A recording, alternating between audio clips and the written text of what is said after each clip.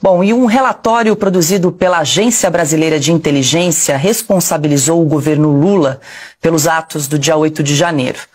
A informação foi divulgada na segunda-feira pelo site da revista Veja. Segundo a reportagem, Alessandro Moretti, ex-número 2 da ABIN, demitido na semana passada por Lula, elaborou um documento que sugeria haver evidências de omissão do governo e ações diretas para suprimir provas.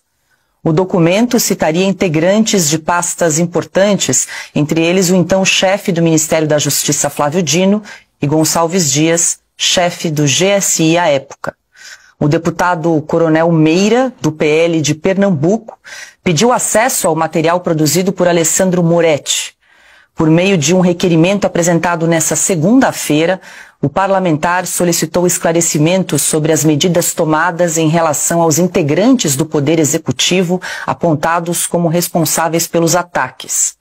O coronel Meira também quer saber se a exoneração do delegado federal Alessandro Moretti tem alguma relação com a produção desse relatório. Silvio Navarro, muito boa noite. Segundo a reportagem também da revista Veja, esse relatório que foi produzido aí pela BIM e apresentado durante aí a CPMI do 8 de janeiro acabou descartado, não foi considerado. Boa noite.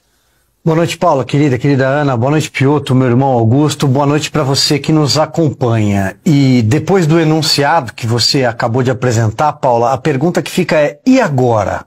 Será que todas essas informações serão analisadas num dos inquéritos que corre na Polícia Federal, no Supremo Tribunal Federal, em mais de um inquérito? Porque ninguém sabe ao certo quantos são, ninguém sabe ao certo quem é investigado, o que eles investigam, porque esses inquéritos eles se comunicam de uma forma sigilosa na Suprema Corte, na Polícia Federal, e ninguém fica sabendo.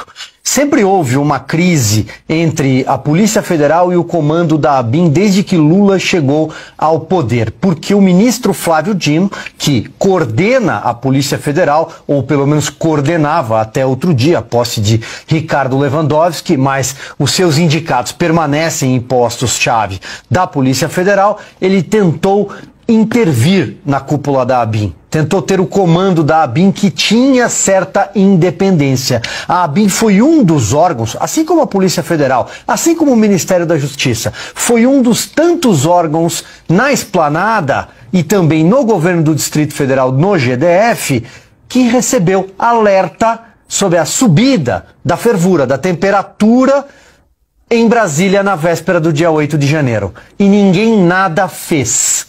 Ninguém nada fez. Esses relatórios foram descartados. Depois, quando a CPI do 8 de janeiro no Congresso Nacional, que acabou virando um verdadeiro picadeiro do governo, quando a CPI pediu acesso a documentos, eles chegaram adulterados. Principalmente os documentos enviados pelo GSI, o Gabinete de Segurança Institucional, então chefiado por um general que sumiu.